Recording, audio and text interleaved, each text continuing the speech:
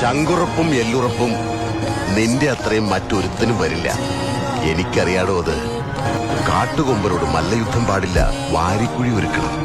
അതാണ് ബുദ്ധിയുള്ള മനുഷ്യന്റെ വഴി. കോടതിയിൽ നിന്ന് അച്ഛനെ രക്ഷിച്ചു, അതുകൊണ്ട് തീരുന്നില്ലല്ലോ. ഇല്ലടാ, അത് പറയാനാ ഞാൻ വന്നത്. 2 വിരല് മതി കൊരവള്ളി പൊട്ടിച്ച് നിന്നെ കൊല്ലാൻ. ചെയ്യാത്തത് നീ ചെയ്ത ക്രൂരതയ്ക്ക് നീ അനുഭവിക്കണം. സെൻട്രൽ ജയിലിലെ ജീവിതം എന്താണെന്ന് നീ അനുഭവിച്ചറിയണം. നിയമത്തിനും പോലീസിനും നിന്നെ പൂട്ടാൻ പറ്റുമോന്ന് ഞാൻ നോക്കും.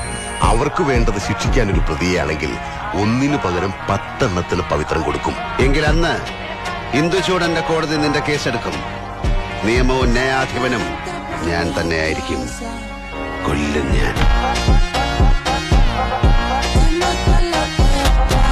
കൊല്ലും ഞാൻ. 6 വർഷത്തെ ഇടവേള കഴിഞ്ഞ് ഇന്ദുചൂടൻ വന്നിരിക്കുന്നു.